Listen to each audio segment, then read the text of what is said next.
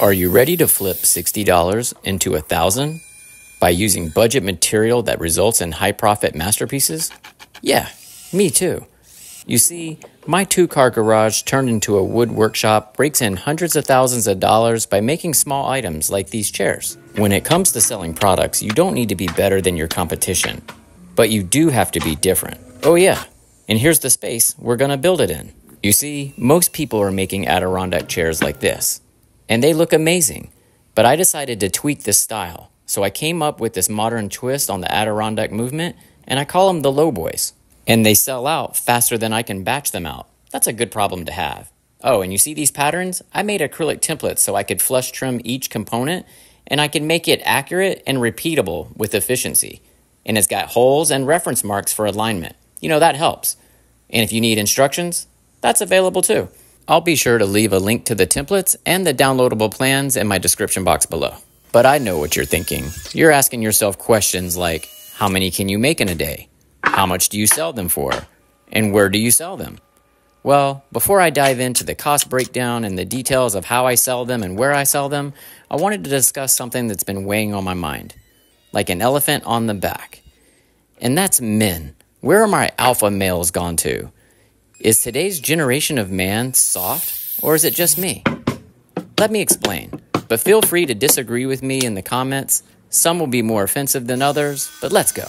I've been noticing that men are doing less and less when it comes to their homes and lives. For example, nearly all my male friends don't cut their own grass anymore or wash their own car. But wait, it doesn't stop there. They're getting their beards trimmed at the barber, they're getting their toenails clipped at a manicurist, they're getting their housekeepers to clean their homes, and any DIY home projects, well, you can forget about that. I even had some friends recently hire an electrician to come hang their ceiling fans and lights in their home. What? This is crazy. And when I approach them, the most common excuse I receive for men opting out of a DIY home project centers around the belief that their time is better spent on work that generates income rather than a project in their own home. This excuse is bogus, and in my opinion, it's just pure lazy, or soft as I would like to call it. You see, in life, it's not about what you make, it's about what you spend. And that's not just my opinion, but it's actually an opinion of all the top financial gurus that state this pretty often out there. But let's talk numbers. The median salary in America is $64,000 a year. But let's be generous. Let's say you earn $100,000 a year. That equates to $48 an hour. And that landscaper coming out to mow your lawn is charging you $100 an hour. That means you have to work 2 hours to pay for that lawn care. What? That excuse of making more money at your job than doing it doesn't add up. The numbers don't even make sense. Oh, and here's a router tip. I'm wetting the edges of my lumber all the way around the perimeter. This helps prevent kickbacks, splintering, and it stops any nasty chip outs when you're flush trimming. Overall, it just makes the process easier. Now, don't get me wrong. If you're the type of guy that wants to hire someone to do everything, then that's okay. I'm going to assume you make hundreds of thousands a year. But if you make less than that, you can't give the excuse that your income is more important in your time at your job than doing those side projects at home. I mean, my wife would roll over in her grave if I woke up in the morning and had a cup of coffee and we looked out the window and saw some other gentleman cutting our grass. Whew, that would be embarrassing. And not to mention, I have daughters. What kind of guy are they going to marry one day? If the guy generation is becoming so soft. If they get a flat tire, they're going to have to call their dad or grandfather to come change it for them. Or worse off, call AAA service. Give me a break. What happens when they have a newborn in their house and they need to paint the kid's room pink or blue? They're not going to do it. They're going to hire a painter. Now, if you're a contractor, congratulations. I feel that that's awesome for you and your business that everybody's going to hire you to do everything.